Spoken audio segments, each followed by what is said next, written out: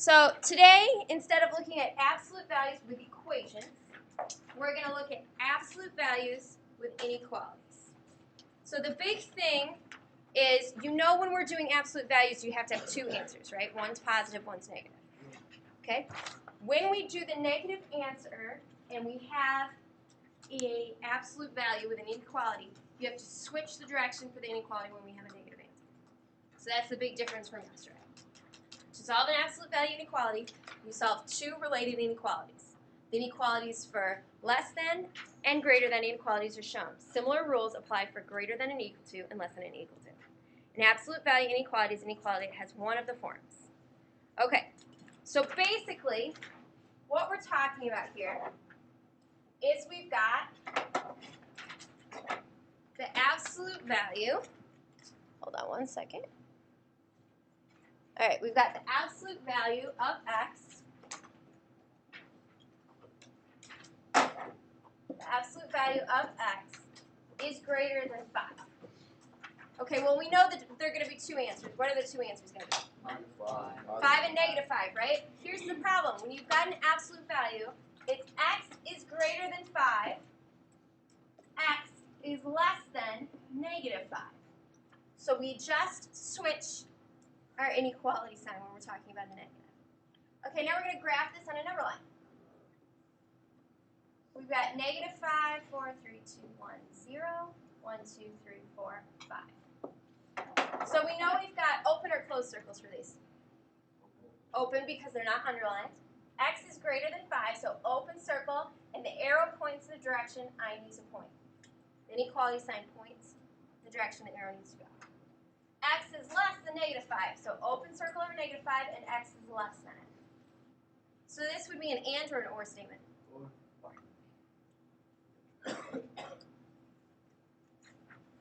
Anybody have a question about this? Want me to do another simple one like that before we move on? Yeah. You want me to do another one, Jasmine, just to see what it looks like?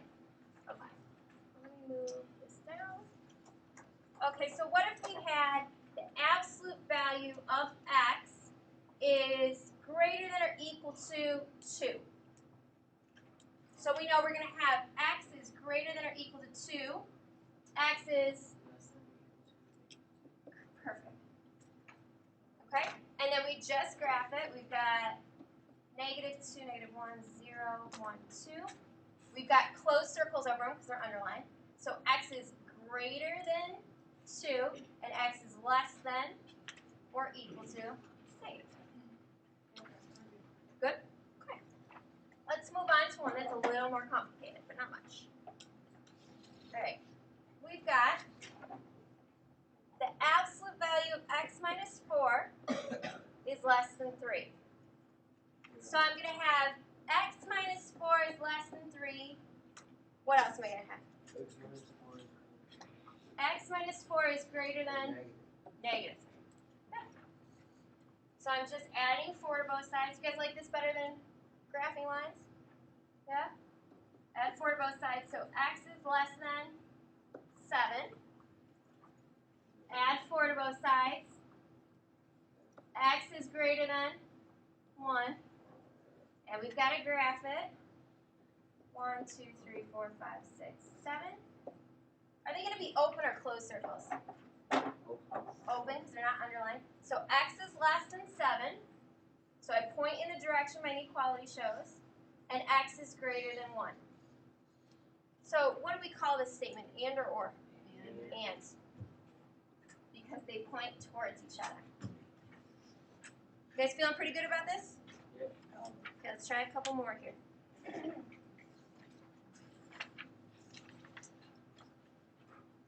Okay, we've got the absolute value of x plus 5 is greater than or equal to 2.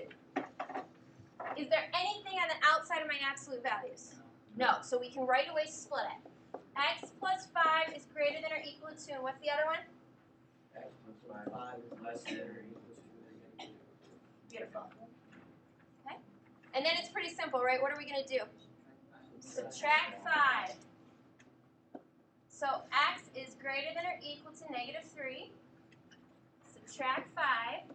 Is it negative 3 or negative 7? It's negative 3 because the 5 is bigger and that one's negative. because you have $2, but you owe me 5, so you still owe me 3. So x is less than or equal to negative 7. So then we're going to make our graph. Negative 3. Oops, I'm going to do the other way. Negative 7, 6, 5, 4, 3. Okay, open circles are closed. Close because of its underline. So x is greater than or equal to negative 3. And x is less than or equal to negative 7. And we call this a OR statement. All right, let's look and see if we notice a trend before we turn this over. If x starts out as being greater than, do we always end up with an OR statement? Let's look. X is greater than, we've got an OR. This is x is less than, and we end up with an AND. These were both x is greater than, and it's an OR. So if you have greater than, you're going to end up with a OR. If you have less than, you're going to end up with a And. Let's see if this is true. Let's see with our next problems. I want you guys to think about that when you're doing your homework. See if that ends up being true. All right, we've got example 4, which is on the back. And so we're doing the absolute value of x plus 1 minus 3 is greater than or equal to 2. So my first question whenever I see this, is there anything on the outside of the absolute value sign? So what do we have to do? Add 3 on both sides. Good. So then we have the absolute value of x plus 1 is greater than or equal to 5. Okay, now what do I do? Jasmine? Okay, Jasmine, what's your question before we Okay. So what do we do now, ladies and gentlemen? Split it. Yep. X plus 1 is greater than or equal to 5, and the other one's x plus 1 negative 5. Good. Okay, Jason. Alright, so how did you get that? The second one with the blue, the second This one? one. This one? Yeah. Okay. Do you see how the negative 3 is on the outside of that absolute value sign? So I added 3 to both sides so that would cancel out. So why do you have to why do you have to add 3 to them? Why you just can't go from You have to get rid of everything on the outside of the absolute value sign before you are able to split it, or it's not going to come out accurate. what you mean here? See this absolute value sign right here? Uh-huh. We can only have what's left in the middle to split it. Otherwise, the splitting won't work. Good? All right. So, guys, what do I do now to get x by itself? Subtract 1. So, x is greater than or equal to 4. Subtract 1. X is less than or equal to negative 6. So, here's my question. What do you think it's going to be? You think it's going to be an OR statement? Let's see what happens.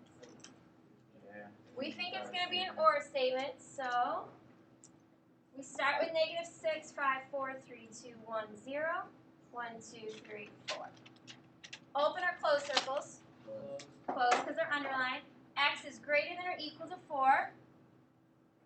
X is less than or equal to negative 6. So far, so good. We have the same kind of problem. We know that if it's greater than it's OR, if it's less than it's AND. But I'm not telling you 100% that's true. You got to notice with your homework, and we're going to talk about that in class tomorrow. Okay, one more. Your favorite kind of problem. It's a word problem with multiple steps. Yes. Okay. I know you guys hate these. I get it. Mark, put it away. I can take it out again. I'm taking it. A baseball is hit straight up with an initial velocity of 64 feet per second. Its speed, s, in feet per second, after t seconds is given by s equals the absolute value of negative 32t plus 64. We want to find the value for t, which s is greater than, when s is greater than 32 feet per second. So we've got 32 feet per second, and we want to know when it's greater than this.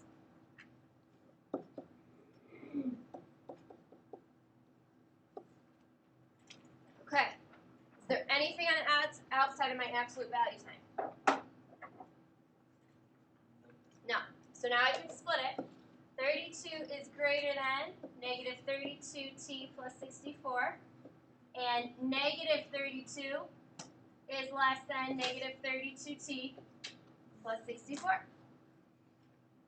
So what's the first thing you're going to do? Subtract 64, right? Gotta get rid of that subtraction or addition first. These cancel. I get negative 32 is greater than negative 32t. Now I'm going to divide. What happens when I divide by negative? Well, a negative divided by negative becomes a positive, but what happens to this? It flips the other way, and you know how I hate to graph it when it's this direction. So I'm going to put the t first and the 1 first. Which way is the alligator eating, the t or the 1? The t, so I'm going to have it eat the t. Okay, now I'm going to go back over here to my other side, and what is the first step? I'm going to subtract 64, good. 4, 5, 6. Negative 96, thank you. Is less than negative 32t. Now what are we going to do? Divide by negative 32t. So I've got to, I know I'm going to end up with a positive answer because a negative divided by a negative is a positive, but I know I'm going to flip my inequality. How many times does 32 go into 96? 3. Okay, you know I don't like it written this way. I like the letter to come first because it's easier to graph. Which way is the alligator eating, the t or the 3? The 3. So we have to make sure it keeps eating the 3. And then we're going to graph it. We've got 0, 1, 2, 3, 4. Open or close circles? Open.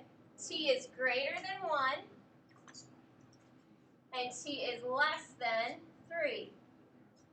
So it's a and statement. Good.